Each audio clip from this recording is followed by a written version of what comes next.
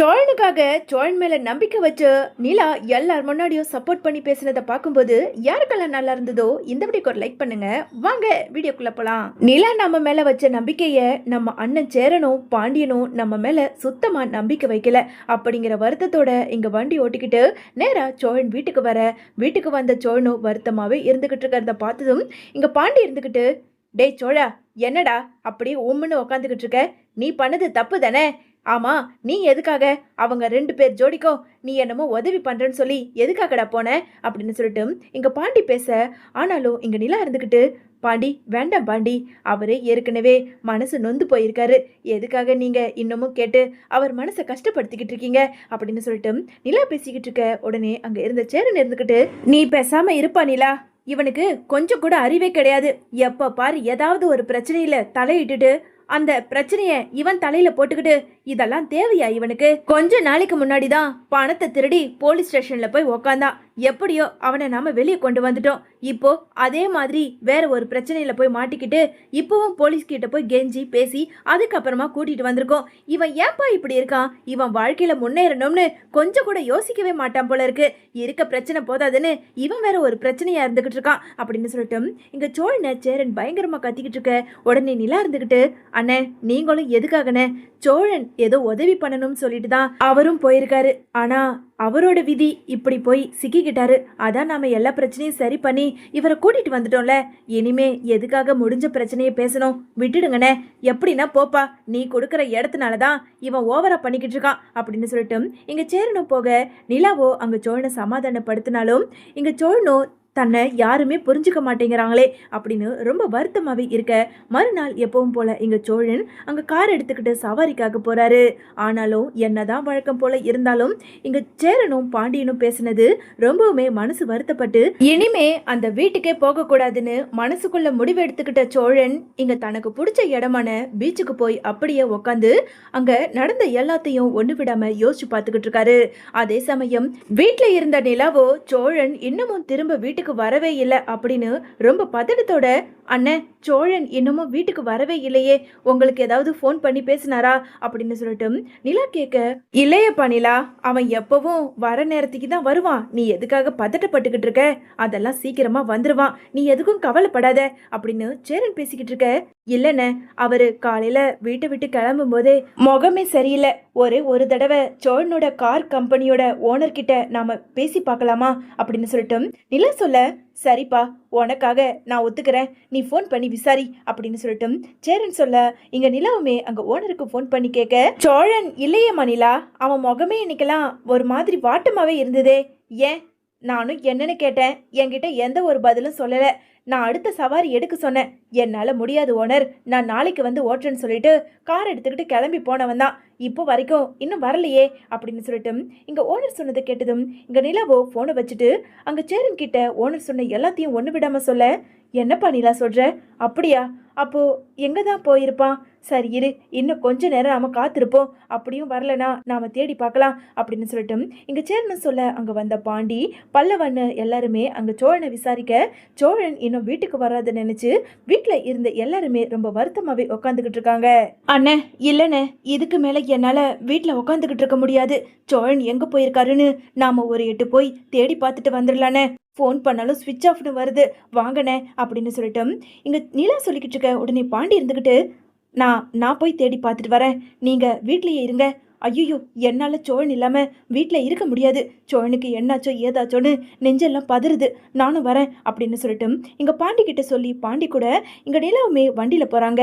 நிலாவும் பாண்டியனும் சோழனுக்கு தெரிஞ்ச தன்னோட ஃப்ரெண்ட்ஸ் எல்லார்கிட்டையும் விசாரிச்சு பார்க்க, சோழனை நாங்கள் பார்த்தே ரொம்ப நாள் ஆகுது அப்படின்னு சொல்ல, வேற எங்கே போயிருப்பாரு, நாம வேணா பக்கத்தில் இருக்க பீச்சுக்கு போய் பார்ப்போம் அப்படின்னு நிலா சொல்ல, இங்கே பாண்டியனும் அங்கே வண்டி எடுத்துக்கிட்டு நேராக நிலா சொன்ன இடத்துக்குமே வண்டி விடுறாரு. வந்த இடத்துல அங்க ரொம்ப வருத்தமாவே சோழன் தனிமையில உட்காந்துக்கிட்டு இருக்கிறத பார்த்ததும் வேக வேகமா அங்க 2 பேருமே போய் பக்கத்துல நின்னு, டேய் சோழா, என்னடா பண்ணிக்கிட்டு இருக்க? ஆமா, இது என்ன இங்க வந்து புதுசா உட்காந்துக்கிட்டு இருக்க அப்படின்னு சொல்லிட்டு இங்க பாண்டியன் கேட்க, டேய் பேசாம இங்க இருந்து கிளம்பு, நிலா நீ எதுக்காக இங்க வந்த, நீயும் கிளம்பு, என்ன சோழன் விளையாடுறீங்களா?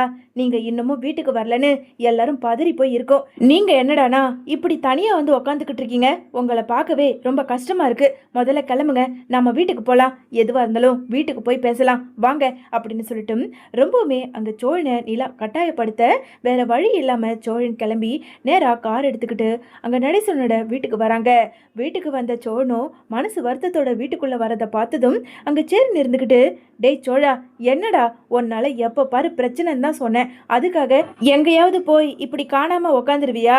ஆள் ஆளுக்கு இப்படியே பண்ணிக்கிட்டு இருந்தா என்னடா வீடா என்ன இது சொல்லு அப்படின்னு சொல்லிட்டு இங்க சேரன் ரொம்ப கோபத்தோட திட்டிக்கிட்டு இருக்க.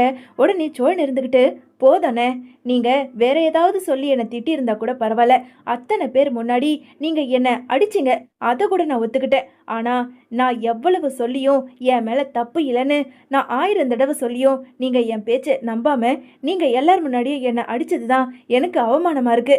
என்னை நீங்க நம்பலன்னு ஏன் அப்படி பண்ணீங்க அப்படின்னு சொல்லிட்டு இங்க சேரன் கேட்க, டேய் சோழா, இதெல்லாம் ஒரு பிரச்சனைன்னு என்னடா இதை போய் பேசிக்கிட்டு இருக்க? விட்டுடுறா, இனிமே ஒழுங்கா இருக்க வழிய பாரு. அண்ணே, நான் எப்பவும் ஒழுங்கா தானே இருக்கேன் அப்படின்னு சோழன் தன்னோட நிலைமைய புரிய வைக்க உடனே பாண்டி இருந்துக்கிட்டு, டேய் சோழா, நீ எல்லாம் ஒழுக்கமா இருக்கன்னு சொல்லவே சொல்லாத. இவங்களை கல்யாணம் பண்றதுக்கு முன்னாடி நீ எப்படி இருந்தன்னு எங்களுக்கு தெரியாதா? உன் கார்ல வர பொண்ணுங்க கிட்டலாம் வழிஞ்சு வழிஞ்சு பேசுவ, ரோட்ல இருக்க பொண்ணுங்க கிட்ட வழிஞ்சு பேசுவ. இதையெல்லாம் பார்த்துட்டு நீ எப்படிப்பட்டவன்னு எங்க மனசுக்குள்ள ஒன்று தோணிருக்கு. அதனால நீ சொன்னதை நம்பல. ஒருவேளை அந்த பொண்ணை தான் கூட்டிட்டு போய் கல்யாணம் பண்ண பாத்தியோன்னு நாங்களும் நம்பிட்டோம். அதுக்காக அண்ணனை எதுக்காகடா இப்படி மனசு வருத்தப்பட வைக்கிற? நாங்க இப்போ என்ன நீ இல்லாத பொல்லாதமா நீ பண்ணாதியா சொல்லிட்டோம், பேசாம அமைதியாருடா அப்படின்னு சொல்லிட்டு இங்க பாண்டி பேச, போதும் நிறுத்து பாண்டி. எதுக்கு எடுத்தாலும் நம்பிக்கை இல்லை. அடுத்த பொண்ணுக்கிட்ட போய் நான் வழிஞ்சுக்கிட்டு இருப்பேன். என்ன பாண்டி பேச்சு இதெல்லாம்? இல்லைண்ணே, நான் ஒரு முடிவு எடுத்துட்டேன். இனிமே இந்த வீட்டில் நான் இருக்க மாட்டேன். இந்த வீட்டில் உங்க எல்லாருக்கும் நான் ஒரு சுமையா பாரமாக தானே இருந்துகிட்டு இருக்கேன். இனிமே இருக்க மாட்டேனே. நிலா, நான் கிளம்புறேன். நிலா, நீங்களே இந்த வீட்டில் எல்லாரும் சந்தோஷமா இருங்க அப்படின்னு சொல்லிட்டு வேகமாக இங்க சோழன் தன்னோட துணியை எல்லாத்தையும் எடுத்து பேக்கில் வச்சுக்கிட்டு வெளியே வர, வந்த சோழனை பார்த்து இங்க நிலா இருந்துக்கிட்டு, சோழன் என்ன காரியம் பண்ணிக்கிட்டு இருக்கீங்க? இப்போ எதுக்காக பேக்கெல்லாம் எடுத்துக்கிட்டு வந்து நிக்கிறீங்க? இல்ல நிலா, என்ன நம்பாத. இந்த வீட்ல என்னால ஒரு நிமிஷம் கூட இருக்க முடியாது. ஏன் இந்த வீட்ல இருந்தாதான் நான் இருப்பேனா என்ன? நான் இருக்க மாட்டேன் நிலா. நீ என்ன தப்பா எடுத்துக்காத. நீ இந்த வீட்ல சந்தோஷமா இரு, நான் வரேன் அப்படின்னு சொல்லிட்டு பேக் எடுத்துக்கிட்டு இங்க சோழன் ரொம்ப கோபத்தோடவே வெளியே போக, உடனே இங்க நடேசன் இருந்துக்கிட்டு, டேய் நில்லுடா, என்னமோ நம்பிக்கை இல்லைன்னு என்னமோ வார்த்தைக்கு பேசிக்கிட்டு இருக்க. ஆமாண்டா, நீ பண்ண காரியம் அப்படி. ஒரு பொண்ணை 2 பொண்ணை பார்த்துட்டு அமைதியா இருந்தா பரவாயில்ல. ஊர்ல இருக்க எல்லா பொண்ணையும் பார்த்து வழிஞ்சுக்கிட்டு இருந்தா எல்லாரும் சந்தேகப்படதான் செய்வாங்க. அதே மாதிரி தான் உன் அண்ணன் சேரனும் உன்னை சந்தேகப்பட்டுட்டான். இப்போ என்ன அதுக்காக பேக் எடுத்துக்கிட்டு கிளம்பிடுவியா? நீ பண்றது சரியில்லை. ஒழுங்கு மரியாதையா உள்ள போ அப்படின்னு சொல்லிட்டு நடேசன் ஒரு பக்கம் பேச, உடனே இங்க சோழன் இருந்துக்கிட்டு, நிலா, யாரையும் என்கிட்ட வந்து பேசி எனக்கு அட்வைஸ் கொடுக்க வேண்டான்னு சொல்லு. நான் கிளம்புறேன். டேய் சோழா, அப்படி நான் என்னடா பேசிட்டேன்? சரிடா, உன் காலில் விழுந்து கூட நான் மன்னிப்பு கேட்டுக்கிறேன். தயவு செஞ்சு நீ வீட்டுக்குள்ள வா. இப்படி கோச்சுக்கிட்டெல்லாம் வீட்டை விட்டு போகாத. அக்கம் பக்கம் இருக்கவங்களாம் என்ன நினைப்பாங்க சொல்லு? ஓ, அப்போ உனக்கு இப்போ கூட அக்கம் பக்கம் இருக்கவங்கள நினைச்சுதான் உனக்கு வருத்தம்ல? வீட்டை விட்டு தம்பிக்காரன் போயிட்டான்னு நினைப்பாங்கன்னு நீ நினைச்சுக்கிட்டு இருக்கல? அப்படியெல்லாம் உனக்கு கெட்ட பேர் வர வைக்க மாட்டேன். யாராவது கேட்டா உன் தம்பிக்கு வெளியூர்ல வேலை கிடைச்சிருக்கு, அதனால வீட்டை விட்டு வெளியே போயிருக்கான்னு நீ சொல்லிடு. சரியா? இனிமே என்னால உனக்கு அவமானமே வேண்டாம். நான் இருந்தா தானே உனக்கு போலீஸ் ஸ்டேஷன் அது இதுன்னு போக வேண்டிய உனக்கு நிலைமை வருது. இனிமே நான் இல்லைன்னா உனக்கு எந்த பிரச்சனையும் வராது. நீங்க எல்லாருமே சந்தோஷமா இருங்க. சரியா? நிலா, நான் வரேன் அப்படின்னு சொல்லிட்டு இங்க சோழன் ரொம்ப கோபத்தோட பேக் எடுத்துக்கிட்டு கிளம்ப, உடனே நிலா இருந்துக்கிட்டு, சோழன் ஒரு நிமிஷம் நில்லுங்க, நானும் உங்க கூட வரேன். ஏன் நிலா, நீங்க என் கூட வந்து நீங்க கஷ்டப்படுறதுக்கா? பின்ன என்ன சோழன், உங்களால தான் கல்யாணம் பண்ணிக்கிட்டு இந்த வீட்டுக்கே நான் வந்தேன். உங்களை நம்பி வந்த என்ன நீங்க கை விட்டுட்டு இப்படி வீட்டை விட்டு போனா நான் மட்டும் இந்த வீட்டுல தனியா இருக்க முடியுமா என்ன? இப்போ உங்க அண்ணன் உங்களை தப்பா பேசுனதுதான் உங்களுக்கு பெருசா தெரியுதா? அவரை நீங்க மன்னிச்சு இந்த வீட்டுக்குள்ள வந்தா நான் இந்த வீட்டுல இருப்பேன். அப்படி இல்லைன்னா நானும் உங்க கூட வந்துடுறேன் அப்படின்னு சொல்லிட்டு இங்க நிலா சொல்ல, இல்ல நிலா, என்னால இந்த வீட்டுல சூடு சொரணை இல்லாம இருக்கவே மாட்டேன். என் அண்ணனே அவர் வாயால என் மேல நம்பிக்கை இல்லைன்னு அவர் எப்ப சொன்னாரோ அன்னையிலிருந்து நான் முடிவு பண்ணிட்டேன். இனிமே அண்ணன் மனசுல நான் இடம் பிடிச்சிட்டு தான் இந்த வீட்டுக்குள்ள வருவேன்.